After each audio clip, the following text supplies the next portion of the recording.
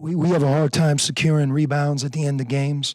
It's plagued us as far back as early December.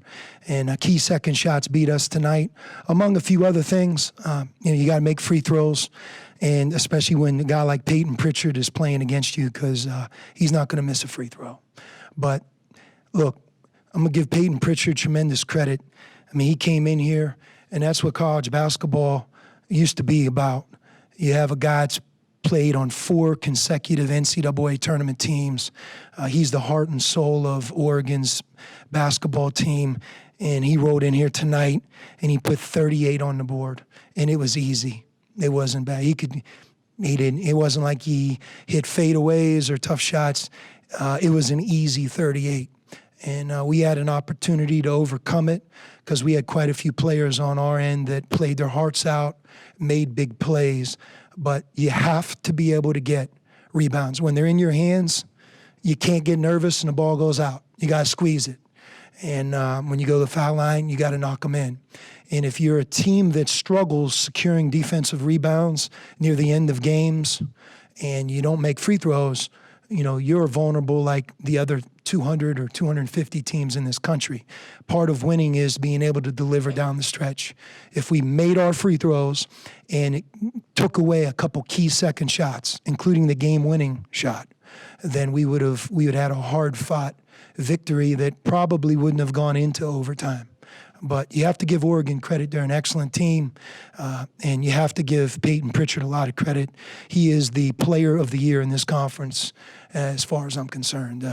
It's been a nightmare to play against on one hand and a real pleasure to watch because he's such a terrific player. We did a good job of executing it. It's called home run, but we didn't make the free throws. It's tough on Christian because that's really not his role right now. Because he was in on defense and no clock ran, we weren't able to sub. If we were able to sub, we would have probably had Zeke in on that role there. But in that situation, you want a chance to win, and we certainly had one.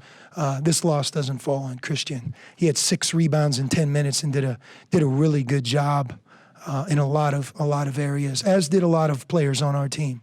Each of those guys is going to shoulder some part of the blame, as is the coach. But there's just so many different plays in that game that you want to do better when you lose such a heartbreaker. But the one common theme with our team, and I'm not going to run from it, when you have the ball in your hands on a defensive rebound or the shot hits the rim and you're up 4, you're up 2, there's a minute 30 left, there's 45 seconds left. Look, the guys that you play here, you go up above the rim, you get it, you land, and then they foul you. The ball doesn't go off your hands. The guy doesn't run around you. You don't forget to block out. You don't let the guy run and get it. And those are the plays that I think really drive you crazy because that's just absolute toughness and effort. And I wish we were better in that area. We're not.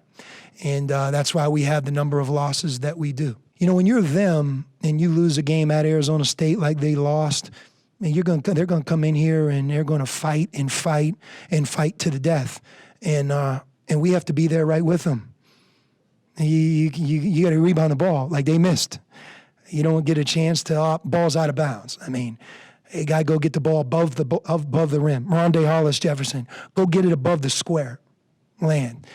Guards run in and dive on the floor. But those coveted late game shots that miss, you cannot be on the losing end of that in March Madness. And, the second part of it is, we're 10 for 21 from the free throw line. It's very difficult to beat a team as good as Oregon with this much at stake and go 10 for 21 from the line.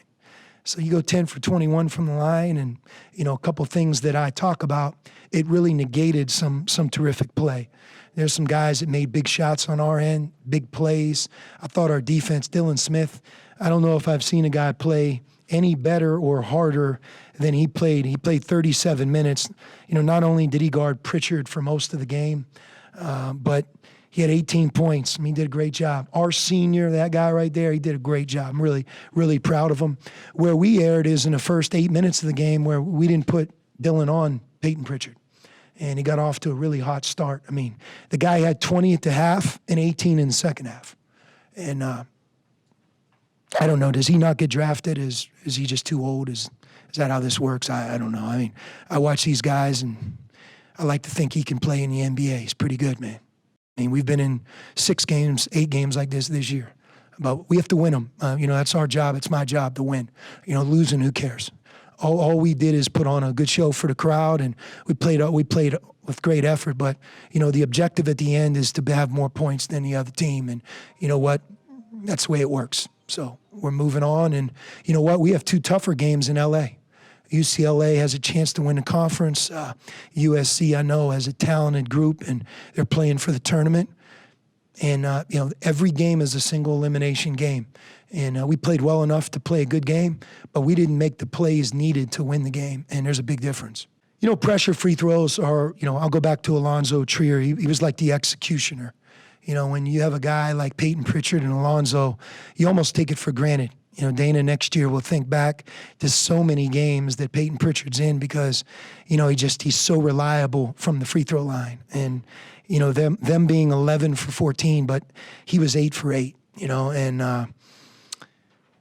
and it's just free throws are a big deal in college basketball. That's never changed. And tonight we were 10 for 21 and they were 11 for 14.